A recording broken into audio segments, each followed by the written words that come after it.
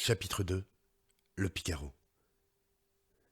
Con, qui ne s'appelait pas Con, et n'était pas américain, rêvait de rivaliser d'insouciance cynique avec ces aventuriers espagnols du siècle d'or que l'on appelait Picaro, et dont l'ancêtre, selon Posada, de l'université de Salamanque, était probablement Juan Valdez, faux conquistador, faux envoyé du pape, parmi cent autres impostures, qui fut pendu en l'an 1602.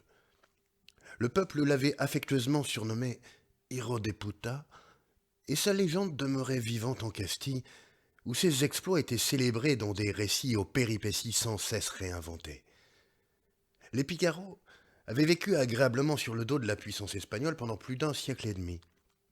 Ils changeaient de nom plus souvent que de chemise et ne conservaient une identité que le temps d'une bourse volée ou d'une fille troussée. C'étaient de joyeux profiteurs, sans foi ni scrupules, parasites du pouvoir sous toutes ses formes, rois, seigneurs, églises, bourgeois, gendarmes, armées.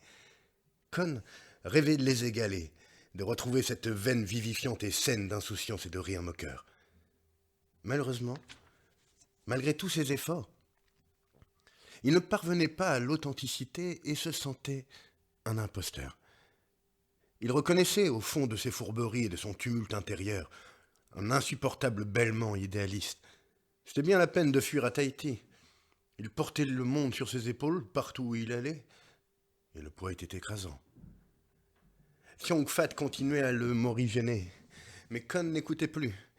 Quelques jours auparavant, il n'avait pas pu résister à la tentation et avait fauché dans une librairie le Mein Kampf de Mao Tse-tung. Depuis, il était atteint de crampes intestinales et de vomissements qu'il attribuait non seulement au contenu du petit livre rouge qu'il avait eu l'imprudence d'avaler, mais encore à une phrase que Mao avait lancée depuis, du haut de sa grandeur mythologique. Les guerres ne sont que des incidents épisodiques.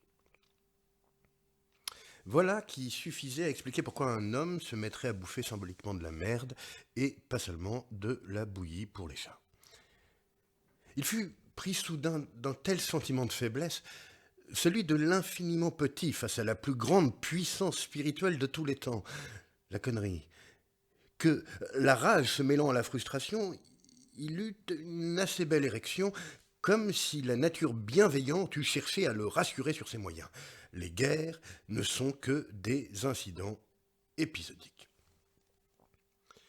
Il y avait des moments où Con pensait que les peuples devraient lui élever des statues. Il était un vaurien, un clochard et un débauché, mais il n'était tout de même pas un grand homme. Et cela méritait une marque de gratitude.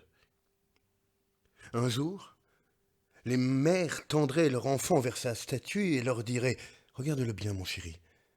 Celui-là, au moins, n'a rien fait. » Le grondement de l'océan sur la barrière de corail s'éleva au fond de la nuit, et Con, comme chaque fois qu'il entendait cette voix fraternelle, se sentit avec soulagement compris et exprimé.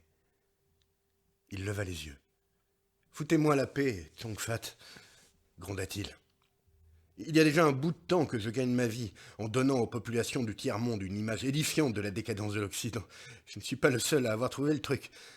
Avant de venir ici, j'ai passé un mois délicieux à mendier devant l'ambassade des États-Unis au Nigeria.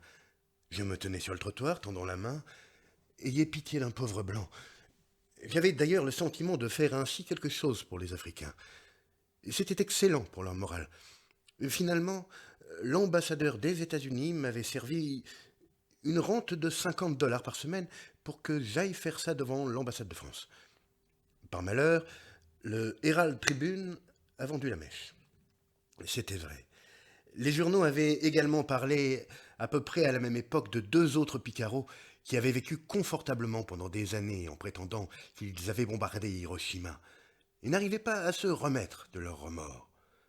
L'un d'eux était payé jusqu'à $600 par conférence et avait ouvert à San Francisco un magasin de souvenirs d'Hiroshima qu'il vendait aux âmes sensibles. Il avait disparu à temps. Mais le deuxième imposteur était en tôle parce qu'un gars qui avait vraiment bombardé Hiroshima lui avait fait un procès et obtenu des dommages-intérêts. Ensuite, je suis venu à Tahiti pour mimer la chute et la décadence de l'Occident dans un climat agréable.